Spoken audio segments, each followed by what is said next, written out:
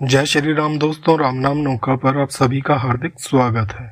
आप सभी को दीपावली और गोवर्धन पूजा की हार्दिक शुभकामनाएं और बधाइयां। दोस्तों, दीपावली पर अधिकतर घरों में बच्चे यह दो प्रश्न अवश्य पूछते हैं।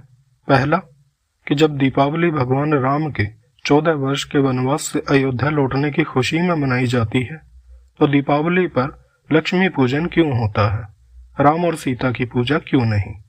और दूसरा प्रश्न यह करते हैं कि दीपावली पर लक्ष्मी जी के साथ गणेश जी की पूजा क्यों होती है, विष्णु भगवान की क्यों नहीं।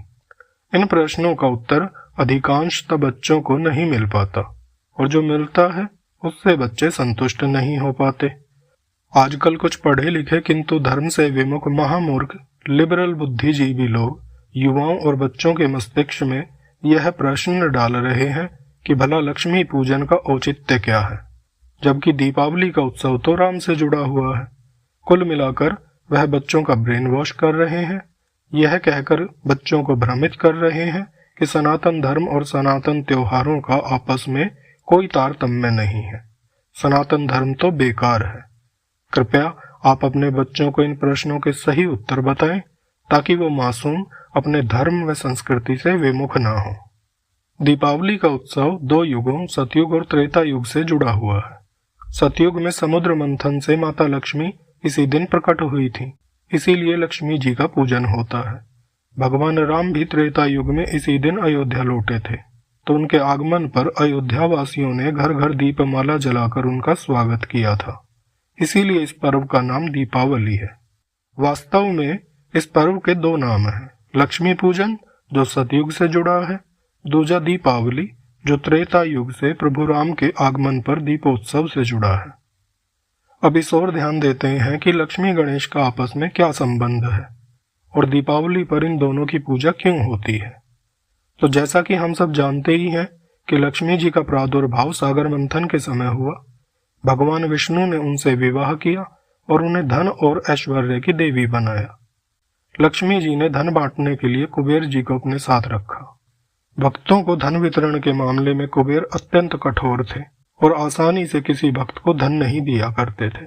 इस बात पर माता लक्ष्मी खिन्न हो गई, क्योंकि उनकी संतानों को अर्थात भक्तों को उचित कृपा नहीं मिल रही थी। उन्होंने अपनी व्यथा भगवान विष्णु को बताई। भगवान विष्णु ने कहा कि तुम कुबेर के स्थान पर किसी अन्य को धन बांटने का काम क्यों नहीं सौंप देती हो। तब माता लक्ष्मी बोली कि यक्षों के राजा कुबेर मेरे परम भक्त है स्वामी, अगर मैं ऐसा करूंगी तो उन्हें बुरा लगेगा। तब भगवान विष्णु ने उन्हें गणेश जी की विशाल बुद्धि को प्रयोग करने की सलाह दी। माँ लक्ष्मी ने गणेश जी को भी कुबेर के साथ बैठा दिया। गणेश जी ठहरे महाबुद्धिमान। वे बोले, माँ मैं जिसका भी नाम बताऊंगा उस पर आप कृपा कर देना, कोई किंतु परंतु मत करना। माँ लक्ष्मी ने भी मुस्कुराकर हामी भर दी। अब गणेश जी लोगों को सौभाग्य प्रदान करने लगे, उनके विघ्न व रुकावटों को दूर करने लगे और उनके लिए धन आगमन के द्वार भी खोलने लगे। कुबेर भंडारी देखते रह गए और इस प्रकार गणेश जी कुबेर के धन भंडार का द्वार खोलने वाले बन गए। गणेश जी की भक्तों के प्रति ममता कृपा देखकर माता लक्ष्मी ने अपने मानस पुत्र श्री गणेश को आशीर्वाद दिया कि वे जहां भी अपने पति नारायण के संग ना हो, वहां उनका पुत्रवत्त गणेश उनके साथ होगा, वह पूजा जाएगा। दोस्तों, दीपावली आती है कार्तिक अमावस्या को। भगवान विष्णु उस समय योग निद्रा में होते हैं और वे जागते हैं देव उठनी एकादशी को। अब शरद पूर्णिमा से दीपावली के बीच के दिनों में माँ लक्ष्मी को पृथ्वी भ्रमण करने आना होता है, इसीलिए वे अपने संग ले आती हैं अपने मानस पुत्र श्री गणेश जी को, और इसीलिए दीपावली पर श्री लक्ष्मी गणेश जी की पूजा होती है। दोस्तों, अपने बच्चों, अपने अनुजों और आजकल की युवा पीढ़ी के साथ ये ज्ञानवर्धक जानकारी अवश्य साझा करें। यदि वीडियो पसंद आए तो लाइक व शेयर करें और चैनल को अवश्य सब्सक्राइब कर लें। धन्यवाद।